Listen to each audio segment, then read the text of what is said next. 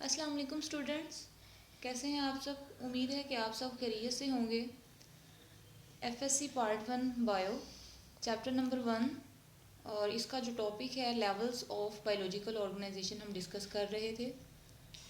इसमें हमने individual level को डिस्कस किया था और इंडिविजुअल लेवल के बाद आज हम डिस्कस करेंगे पॉपुलेशन लेवल को। तो पॉपुलेशन लेवल जो है ये हायर ऑर्गेनिजम्स लेवल है as compared to individual level, यानी पॉपुलेशन लेवल के अंदर बहुत ज़्यादा इंडिविजुअल्स जो हैं वो मौजूद होंगे।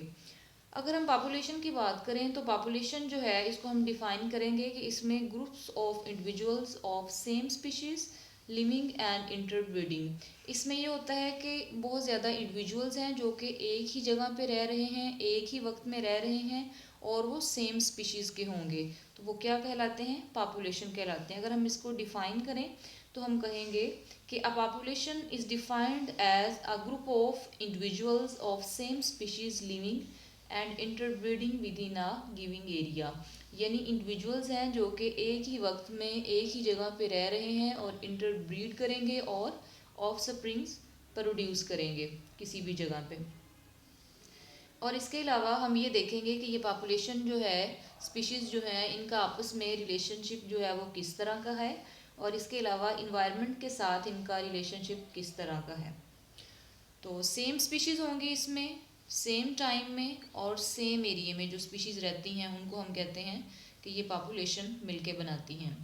तो स्पीशीज़ जो क्या होती हैं, स्पीशीज़ भी हम देख लेते हैं। तो स्पीशीज़ के बारे में ये कहा जाता है ये ग्रुप है इंटरब्रीडिंग इंडिविजुअल्स का जो कि ऑफ स्प्रिंग्स प्रोड्यूस करती हैं इंटरब्रीडिंग के बाद। तो इसकी एग्जांपल्स में अगर हम देखें तो number of students in class, यानी किसी भी क्लास के अंदर जितने भी स्टूडेंट्स के नंबर हैं वो पॉपुलेशन है। अगर हम सेकंड एग्जांपल देखें तो इसमें हम देखेंगे कि number of rats in rice fields, यानी किसी भी फील्ड के अंदर, राइस फील्ड के अंदर जो रैट्स की स्ट्रेंथ है, रैट्स के नंबर्स हैं, वो एक पॉपुलेशन बनाते हैं। इसमें बेसिकली हम एक स्पीशीज़ की बात करेंगे, सेम स्पीशीज़ की बात करेंगे। अगर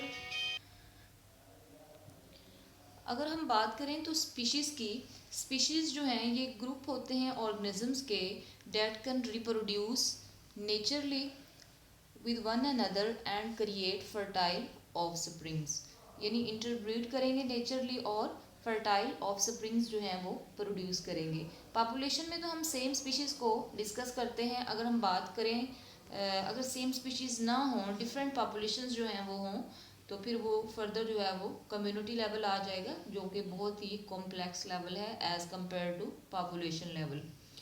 इसके बाद हमारे पास एट्रीब्यूट्स हैं पॉपुलेशन के लिए कि कौन से ऐसे एट्रीब्यूट्स हैं जो कि पॉपुलेशन जो है उसमें एग्जिस्ट करते हैं, उसके ऑर्गेनिजम्स में एग्जिस्ट करते हैं। तो सबसे पहले जीन फ्रीक्वेंसी है, फिर gene flow, age distribution, population density और पॉपुलेशन प्रेशर।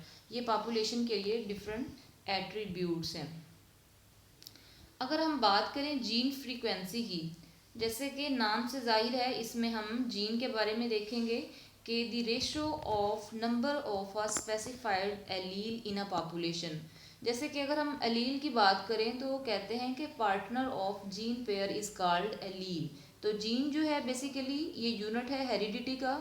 इसमें जो इन्फॉर्मेशन होती है वो पेरेंट्स से ऑफस्प्रिंग्स में ट्रांसफ़र होती है। तो इसमें हम पॉपुलेशन को देखेंगे कि किस तरह की जो इन्फॉर्मेशन है वो पेरेंट्स से ऑफस्प्रिंग्स में ट्रांसफ़र हो रही है, यानी जो वालदैन हैं वो किस तरह के थे और उनके जो बच्चे हैं उनमें किस किस्म की चेंजिंग्स हुई हैं।